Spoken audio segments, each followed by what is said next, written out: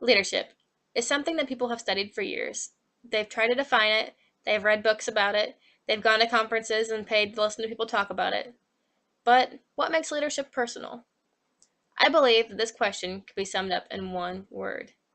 How can someone not go to conferences and not read books and not take classes over it, but still be so good at it? It's because of foundation. Imagine this with me. You're building a house. Which of the following materials would you like your foundation to be made of? There's cardboard, glass, cement, and lots of other materials. I believe that we can all agree that cement is the best foundation. This foundation will be solid and will ensure that your building will not move. This idea of foundation is very similar to our topic. I believe that when it comes to leadership, you need to have a solid foundation. And this foundation needs to be made up of your morals and your beliefs. During a course I was taking at IU for leadership, I was reading a book that had a very coincidental topic. It had to do with leadership and being familiar with your morals and your values. This book was called Being George Washington by Glenn Beck. Now, the title might seem a little confusing, but as soon as you read the inside cover, it all made sense.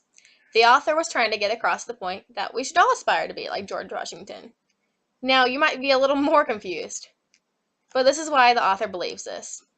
He believes this because George Washington's morals did not shift during his time in office or his time in leadership.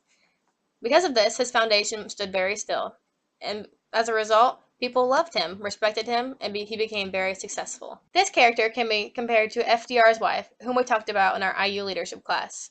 She had a solid foundation and would not let people tell her no just because she was a woman. Having a solid foundation isn't easy, don't get me wrong. You may still face some opposition and also some critiques from other people. But I promise that after you've stood your ground and had a firm foundation and accomplished what your leadership skills were put forth for, you will be glad that you did it in the way that you did, and believe me, you will feel morally correct and proud of yourself. As you can tell from what I've talked about previously, because morals and beliefs do play such a big part of your foundation of leadership, it's important to know what your morals and values are. Take some time to get to know yourself. Ask yourself questions, where you stand on certain viewpoints, and also get to know the other people around you. That way you can create a positive work environment. Now it's time to recap what we've talked about today. First off, there is one word that can help you achieve personal leadership, and that word is foundation. Similar to a house, you need to have foundation that is solid, that allows you to be stable in what you believe in, and also be able to argue and stand up for what you believe in. Next, you should look at George Washington and FDR's wife. Both of those people had very solid foundations and knew exactly what they believed in.